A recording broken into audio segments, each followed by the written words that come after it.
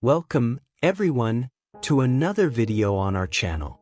Today, I'd like to share some thoughts about taking refuge in Buddhism, a beautiful and foundational practice known as going for refuge to the three jewels: the Buddha, the Dharma, and the Sangha. Traditionally, all Buddhists go for refuge to these three jewels.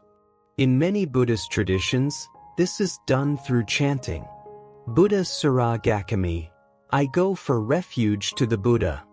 Dhamma Saragakami, I go for refuge to the Dharma. Sangha Saragakami, I go for refuge to the Sangha. At first glance, it might seem similar to other religions where people place their faith in a divine figure or teachings. But in Buddhism, going for refuge holds a much deeper, more practical meaning. It's not just a ritual or a chant. It's a way of living. Just because we recite these phrases doesn't mean we've truly taken refuge. Real refuge means internal transformation, commitment, and understanding. Let's take a closer look. The first jewel is the Buddha, not as a god or supernatural being, but as a historical human who awakened to the truth of life. He discovered a path to liberation and became a teacher for all beings.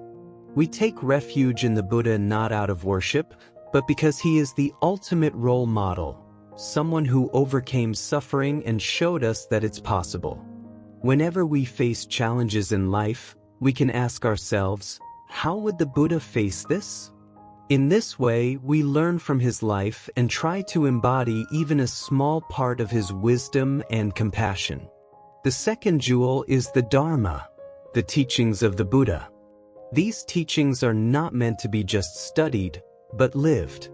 The Dharma gives us a clear path, a framework for understanding life and developing inner peace. Taking refuge in the Dharma means putting the teachings into practice, developing mindfulness, compassion, and wisdom in daily life.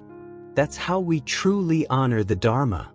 The third jewel is the Sangha, the community of monks, nuns, and spiritual friends who have committed themselves to the path. Why do we take refuge in the Sangha? Because no one walks this path alone. We all need guidance, inspiration, and support.